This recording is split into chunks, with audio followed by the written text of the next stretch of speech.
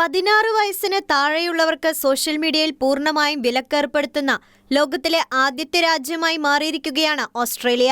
കുട്ടികളെ അപകടകരമായ ഉള്ളടക്കങ്ങളിൽ നിന്ന് സംരക്ഷിക്കാൻ ലക്ഷ്യമിടുന്നതാണ് പുതിയ നിയമമെന്നാണ് സർക്കാർ പറയുന്നത്.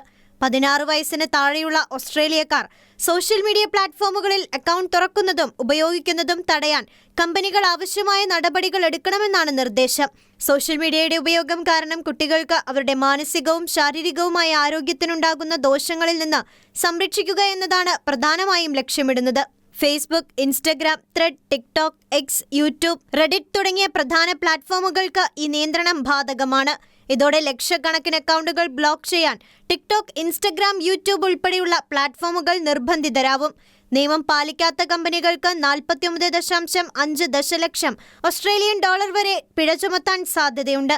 സോഷ്യൽ മീഡിയ നിരോധിച്ചതോടെ ലോകത്തിന് ഓസ്ട്രേലിയ മാതൃകയാവുകയാണെന്നാണ് ഇതേക്കുറിച്ച് പ്രധാനമന്ത്രി ആന്റണി ആൽബനീസ് പ്രതികരിച്ചത്.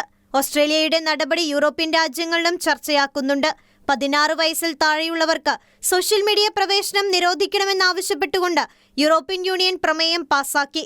15 വയസ്സിന് താഴെയുള്ള കുട്ടികൾക്ക് സോഷ്യൽ മീഡിയ നിരോധിക്കാനുള്ള ചില പദ്ധതികളും പ്രഖ്യാപിച്ചു. എന്നിരുന്നാലും 13, 14 വയസ്സുള്ളവർക്ക് മാതാപിതാക്കളുടെ അനുമതിയോടെ ചില പ്ലാറ്റ്ഫോമുകൾ ഉപയോഗിക്കാൻ ഇളവ് നൽകിയേക്കാം. അതേസമയം നിരോധനത്തെക്കുറിച്ച് വിവിധ കോണുകളിൽ നിന്ന് ആശങ്കകളും വിമർശനങ്ങളും ഉയരുന്നുണ്ട്. കമ്പനികളും ചില കൗമാരക്കാരും മാതാപിതാക്കളുമാണ് പ്രധാനമായും എതിർപ്പുന്നയിക്കുന്നത്. നിരോധനം വന്ന സാഹചര്യത്തിൽ നിയന്ത്രണങ്ങൾ മറികടക്കാൻ കൗമാരക്കാർ വ്യാജ വിവരങ്ങൾ നൽകാനുള്ള സാധ്യതയുണ്ടെന്നതാണ് പ്രധാന വെല്ലുവിളി. കമ്പനികൾ നിലവിൽ ഉപയോക്താക്കളുടെ പ്രായം സ്ഥിരീകരിക്കുന്നതിനായി ബാങ്ക് അക്കൗണ്ട് വിവരങ്ങൾ, സർക്കാർ ID അല്ലെങ്കിൽ മുഖം തിരിച്ചറിയാനുള്ള സോഫ്റ്റ്വെയർ പോലുള്ള വിവിധ സാങ്കേതിക വിദ്യകൾ ഉപയോഗിക്കുന്നുണ്ട്. പ്രായപരിശോധനയ്ക്കായി വ്യക്തിഗത വിവരങ്ങൾ നൽകുമ്പോൾ ഉണ്ടാകുന്ന സ്വകാര്യതാ പ്രശ്നങ്ങളും നിലനിൽക്കുന്നുണ്ട്.